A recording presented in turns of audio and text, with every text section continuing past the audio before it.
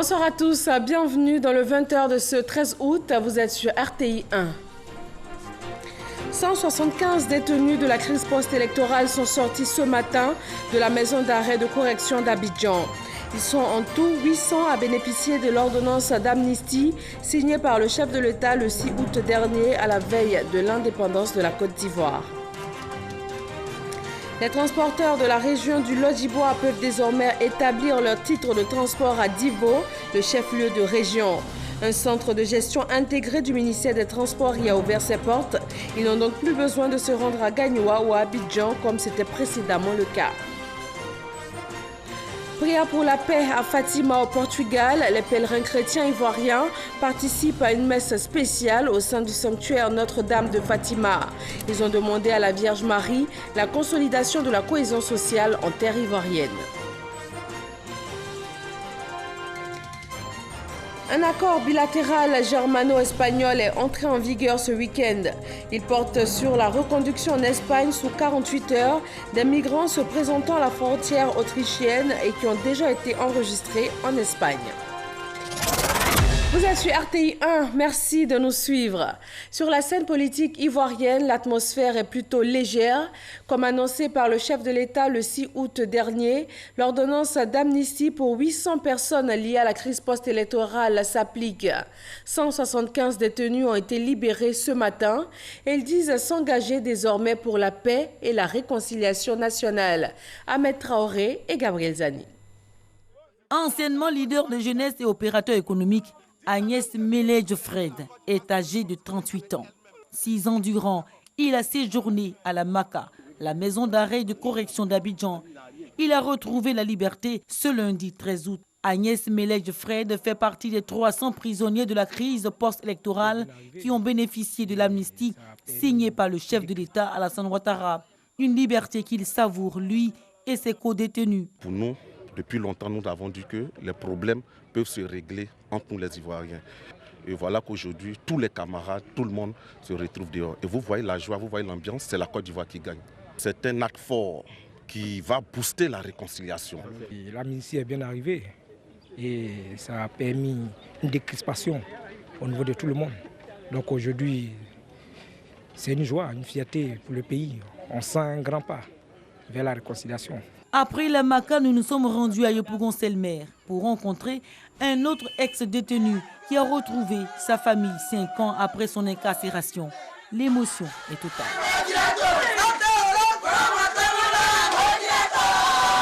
Quand tu traverses tout ce qu'on a traversé et que tu retrouves la famille, franchement, les mots manquent. On ne sait même pas quoi dire. Tout simplement, c'est de remercier le président de la République. Ce qu'il a fait et qu'il continue de faire. Aujourd'hui, mon petit frère, Théophile Zaourou est dehors. Mon petit blanc, mon trésor, 5 ans en prison. On était dépaysés.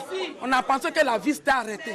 Mais aujourd'hui, là, on retrouve la vie. À ce jour, 175 prisonniers sur les 300 concernés par l'amnistie ont retrouvé la liberté. Selon le ministère de la Justice et des Droits de l'Homme, le collectif des prisonniers de la crise post-électorale entend parcourir le pays pour prôner le pardon et la réconciliation. Et cette amnistie est la deuxième du genre en lien avec la crise de 2002.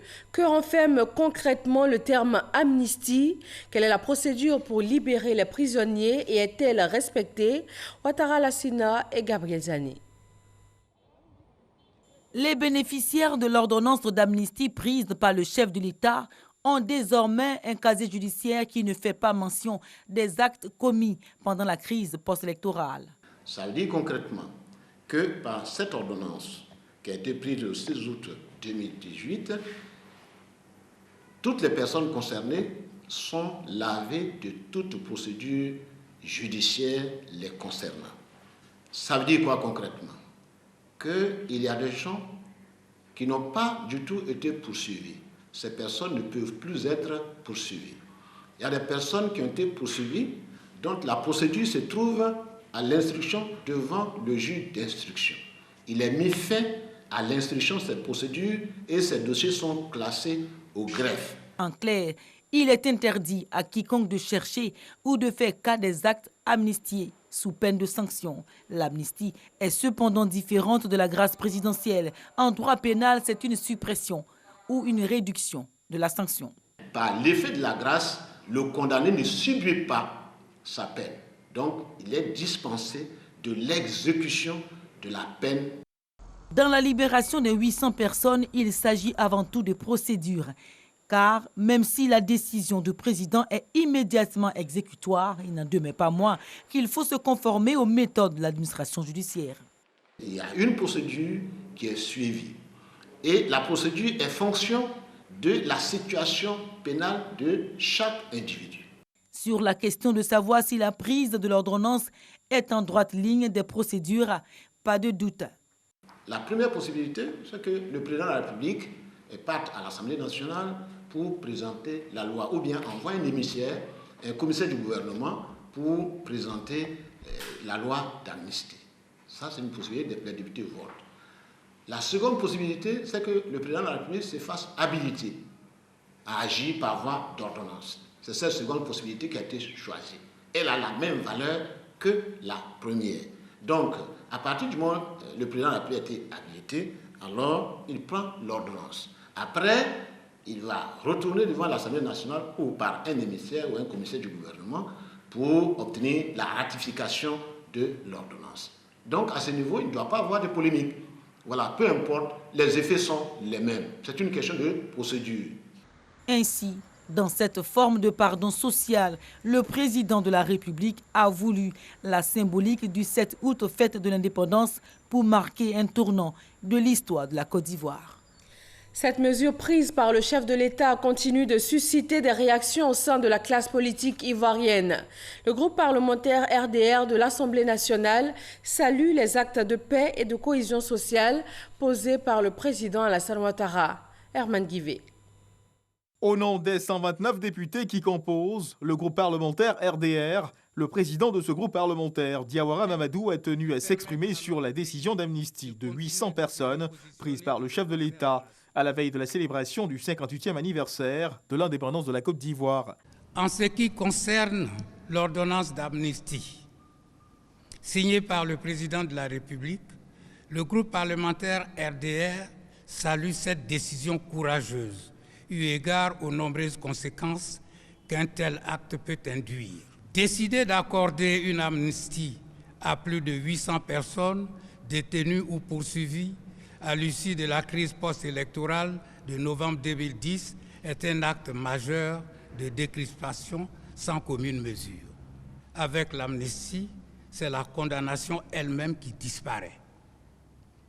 Comprenons donc la portée hautement humaine et la grande générosité de cœur du président de la République de permettre aux filles et aux fils de la Côte d'Ivoire de se retrouver. Cette décision, dont les effets sont perceptibles dans les familles, mérite donc une reconnaissance particulière à ce grand homme d'État qu'est le président Ouattara. À travers cet acte, c'est le pardon de la nation tout entière envers ses filles et ses fils.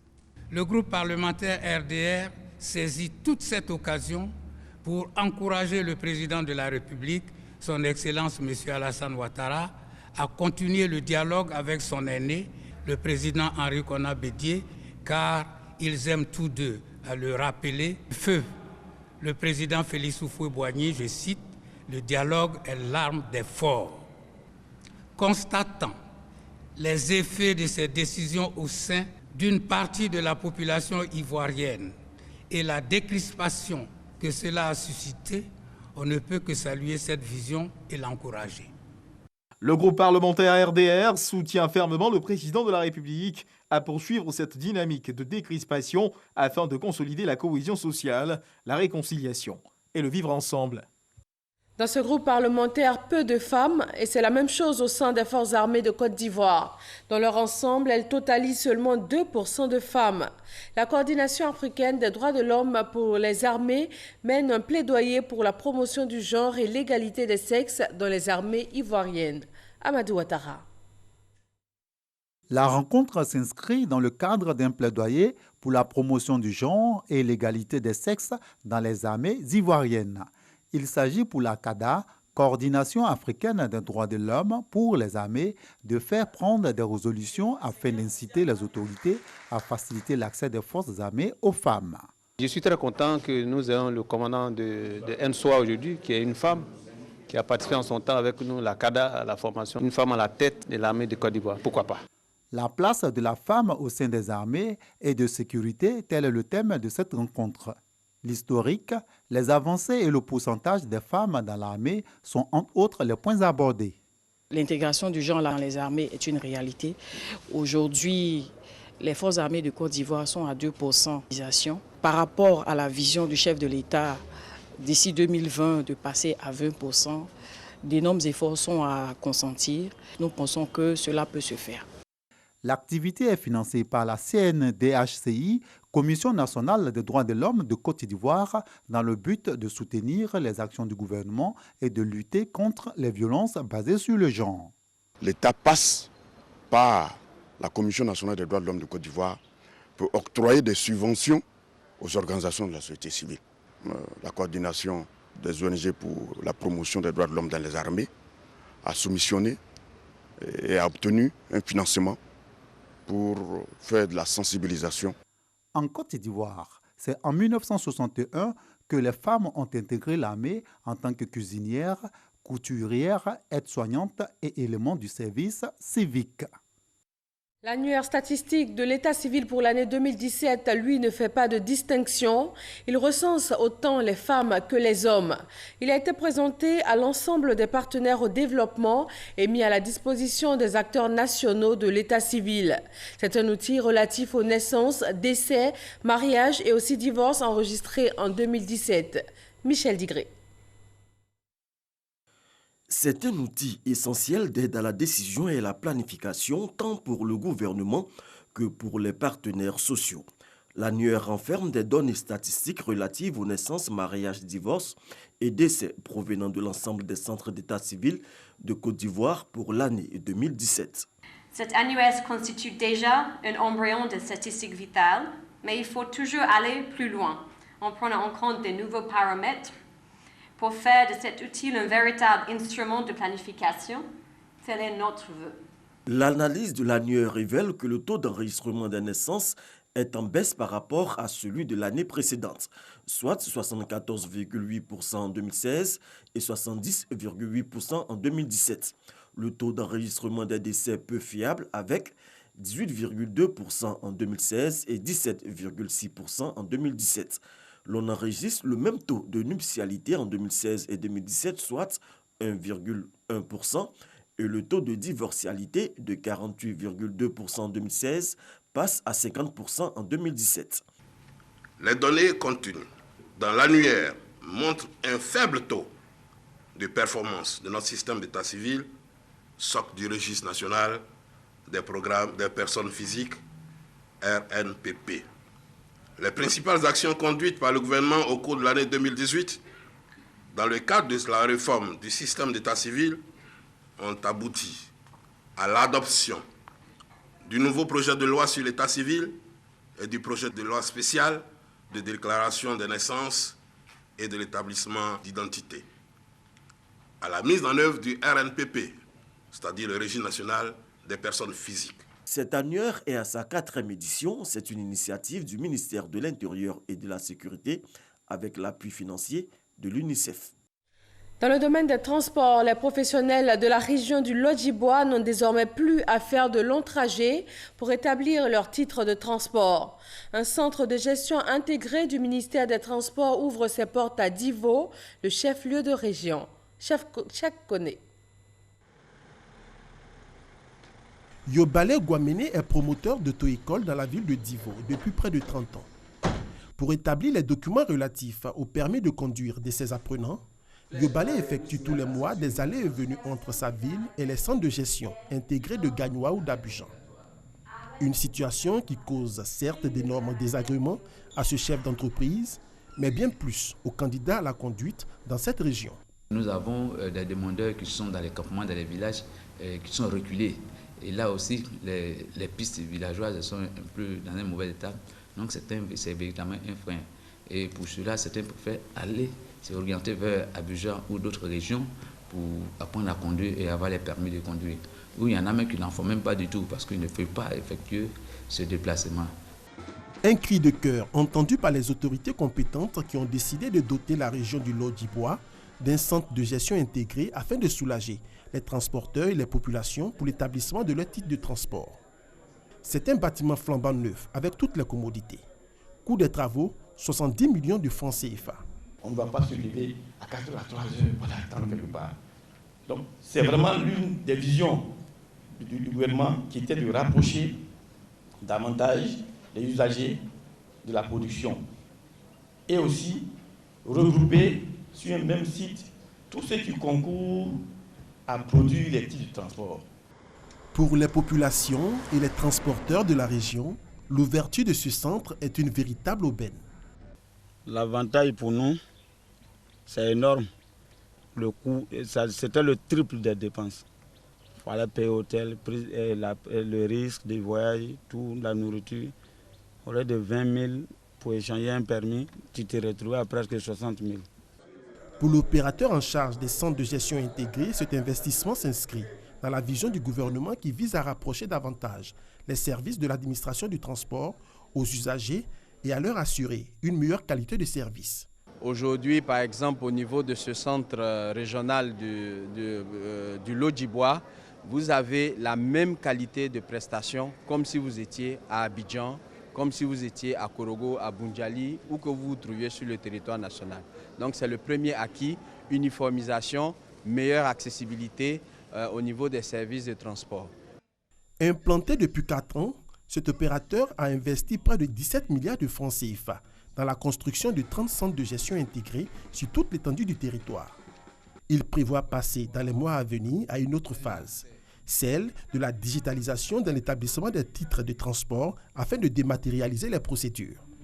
Notons qu'au cours de cette cérémonie d'inauguration, des kits d'authentification des titres de transport ont été remis aux forces de l'ordre du chef-lieu de région.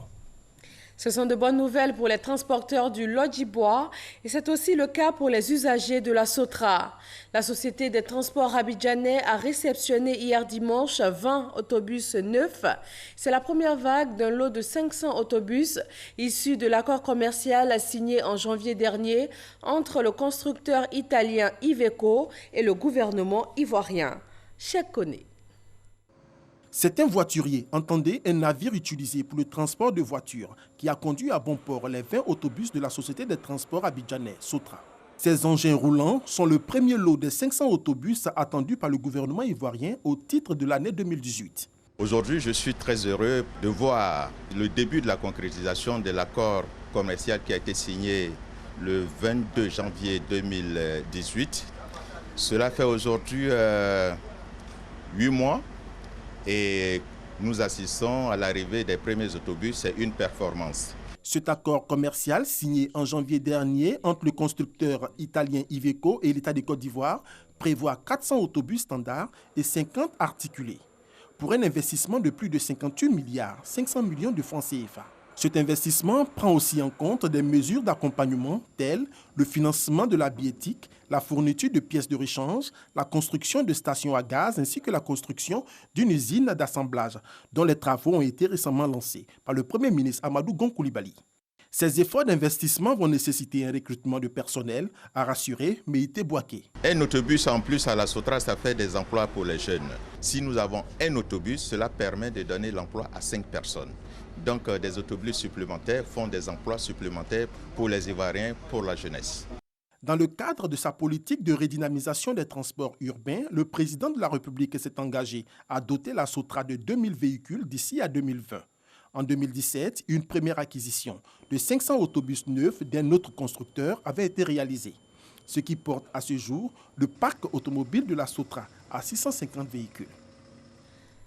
Dans la région du Gontougo, 3 localités ont été raccordées au réseau électrique national ce week-end. Les habitants de Zéré, Kadénan et Kouafo-Akidom voient déjà des opportunités pour lancer des activités génératrices de revenus qui utilisent l'électricité. Ils voient également l'amélioration de leur quotidien. Mahama Traoré. Zéré et Kadénan dans la sous-préfecture de Tabagne. Kouafo-Akidam dans la sous-préfecture de Sorobango. 3 villages qui peuvent enfin rayer l'électrification de la liste de leurs priorités.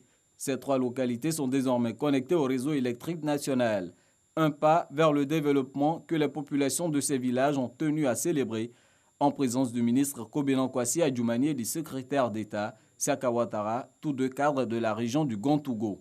Durant ces 7 dernières années, le taux d'électrification des villages de la sous-préfecture de Tabagne est passé de 5 à 70%. Dans la sous-préfecture de Sorobango, 11 villages bénéficient déjà de la lumière. Ce sont des faits qui marquent notre région et pour lesquels nos parents ne peuvent rester indifférents. C'est pour cela qu'à l'occasion de ces cérémonies, ils ont pris l'engagement de rendre hommage au chef de l'État, lui dire merci pour ses actions de développement et également pour la promotion qu'il fait pour certains de nos cadres. En marge de cette fête de la lumière à Kouafo-Akidam, le ministre Kobenan Kwasi Adjoumani a investi Naman Assaré Adou-Kwadio en qualité de nouveau président de l'association des chefs traditionnels des sous-préfectures de Sorobango et Tagadi, une association qui s'engage à œuvrer pour la cohésion sociale et le développement du Gontougo. À Fatima, au Portugal, les pèlerins chrétiens ivoiriens ont prié pour la paix en Côte d'Ivoire au cours d'une messe spéciale. C'est au sein du sanctuaire Notre-Dame de Fatima que les Ivoiriens ont confié leur pays à la Vierge Marie. Hervé Blé.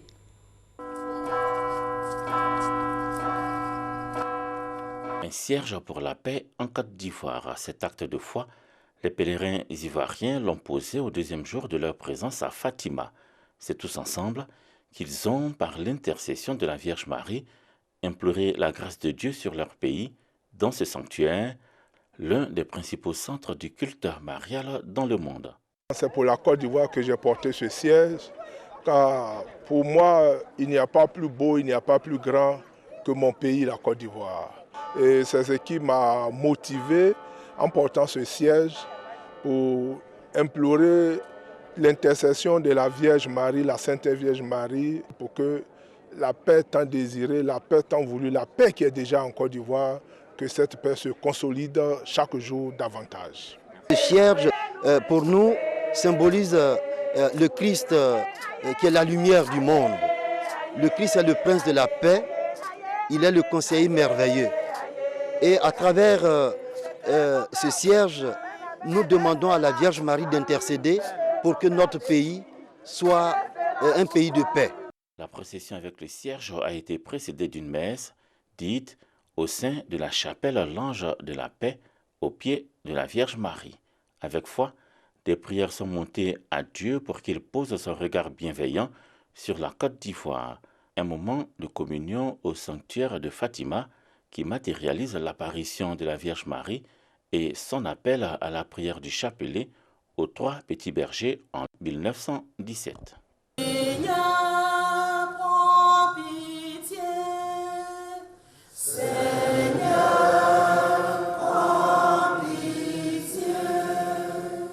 C'est important que nous prions pour la Côte d'Ivoire. Vous savez qu'actuellement, la Côte d'Ivoire est en train de passer quelques mouvements politiques et que nous avons besoin que le Seigneur Jésus nous apporte le discernement. Le discernement pour tous les Ivoiriens, mais plus particulièrement à nos dirigeants. En ce moment où nous sommes ici, beaucoup d'autres Ivoiriens, nos frères musulmans, sont à la Mecque. Vous voyez, la Côte d'Ivoire est un pays béni de Dieu. Donc, il est important pour tout Ivoirien de venir prier pour la Côte d'Ivoire, pour les hommes politiques, pour les hommes de l'administration et même pour le citoyen lambda, pour la Côte d'Ivoire qui nous a tout donné. Chaque jour qu'ils ont passé à Fatima le soir, les pèlerins ont participé au chapelet et à la procession mariale au sanctuaire pour continuer de confier leurs différentes intentions de prière et la paix en Côte d'Ivoire au Seigneur. La paix en Côte d'Ivoire, la cohésion sociale, des points qui ont également été évoqués lors de la célébration du 58e anniversaire de l'indépendance de la Côte d'Ivoire le 7 août dernier. Nous vous proposons ce soir encore des images de la fête à l'intérieur du pays. Prise d'armes et discours du préfet ont constitué les temps forts de cette cérémonie. Gombayi Georges, préfet de Boundiali, s'est réjoui du fait que Boundiali se porte bien. En témoignent les rapports agriculteurs-éleveurs, naguère orageux, qui se sont nettement améliorés.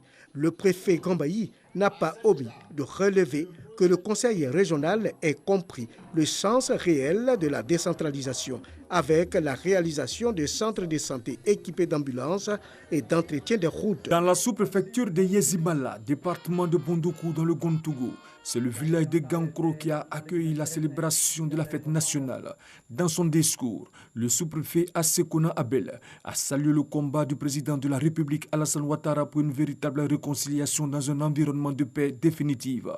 Le sous-préfet s'est enfin réjoui de l'électrification de 3 villages et de la construction de ponts pour désenclaver plusieurs villages de sa localité. C'est la place publique du village d'Anandié dans le département d'Agboville qui a servi de cadre à la célébration du 58e anniversaire de l'indépendance de la Côte d'Ivoire. Les populations mobilisées autour de leur sous-préfet, Marcel Dribi Koulibaly, ont célébré cette fête nationale à travers des défilés, des danses de terroir et le salut aux couleurs. Le sous-préfet d'Anandié, Marcel Dribi Koulibaly, a placé cette célébration sous le signe d'un nouveau départ et la cohésion sociale entre les fils et filles de la sous-préfecture d'Anandié. Elle a également exhorté tous les fils et filles d'Anandié à s'impliquer véritablement dans le développement de leur village, tout en redynamisant les mutuelles de développement. À Biébi, dans la région de Lamé, la 58e année d'indépendance de la Côte d'Ivoire a été célébrée. Les populations sorties pour marquer leur adhésion à ce moment festif, et cela par des défilés des forces vives, des militaires et civils. Occasion pour Agbo Ama Adiamonon, sous-préfet de Biébi, d'exhorter à la cohésion mais surtout au civisme. Orpaillage à clandestin, déforestation entre autres, un message bien perçu. L'autorité administrative a aussi réaffirmé son soutien aux populations dans leurs initiatives en faveur du développement local. Wongolo-Dougou, ville carrefour de la région du Kologo, n'est pas restée en marge de la célébration du 58e anniversaire de l'indépendance de la Côte d'Ivoire. Cette célébration a été placée sous le sceau de l'intégration transfrontalière. Une intégration marquée par une forte délégation burkinabé conduite par le gouverneur de la région de Cascades. Yao Kwaku, préfet par intérim du département de Wongolo-Dougou, a souhaité que cette coopération se renforce afin de maintenir le climat de paix entre les différentes régions de la Côte d'Ivoire et du Faso. Il a par ailleurs invité les populations à contribuer à la lutte contre l'orpaillage clandestin qui continue de détruire l'environnement. Tout le canton Ban s'est donné rendez-vous à Oussou, village de la sous-préfecture de Kouébo, dans le département de Toumoudi, pour la célébration du 58e anniversaire de la Côte d'Ivoire indépendante. Une célébration vécue sous le signe du pardon, de la tolérance et de la réconciliation. Dans cet élan, Mafwa Inès Lomafou, sous-préfet de Toumoudi, assurant l'intérim du sous-préfet de Kouébo, a demandé aux fils et filles du canton Ban à promouvoir la cohésion, la paix et le travail, gage du développement de leur sous-préfecture. Tous les ressortissants de la sous-préfecture de Kouébo ont salué l'esprit de fraternité qui a prévalu au cours de cette célébration. Le 58e anniversaire de l'indépendance de la Côte d'Ivoire a été célébré avec ferveur dans la sous-préfecture de Baouaka, dans le département de Sénématiali. Après la revue des troupes, le sous-préfet Kwadio Kwame Deni a dressé le bilan des activités de la circonscription administrative dont il a la charge avant d'aborder les grandes actions du gouvernement pour le bien-être des populations. Kwadio Kwame Deni a lancé un appel à la solidarité et à la cohésion sociale. La célébration de la fête de l'indépendance a débuté par une parade, puis une revue des troupes. Dans son adresse à la population, Koulibaly Lamine a rappelé les actions de développement du président de la République en faveur du département de Sassandra, entre autres la construction d'un débarcadère. Il a invité les populations à demeurer dans la paix, le pardon et la cohésion. Dans l'actualité internationale, un accord bilatéral germano-espagnol est entré en vigueur ce week-end. Il porte sur la prise de migrants se présentant à la frontière autrichienne et qui ont déjà été enregistrés en Espagne. C'est-à-dire que les migrants qui se présentent à la frontière entre l'Allemagne et l'Autriche seront reconduits en Espagne, cela sous 48 heures s'ils y sont déjà enregistrés. Ce dossier avait créé une longue crise gouvernementale en Allemagne. Madrid et Berlin sont convenu d'aider le Maroc, pays de transit des migrants, à obtenir davantage d'aide de l'Union européenne pour le contrôle de ses frontières. Et c'est tout pour ce 20h. Très bonne fin de soirée à tous sur RTI 1 et à demain.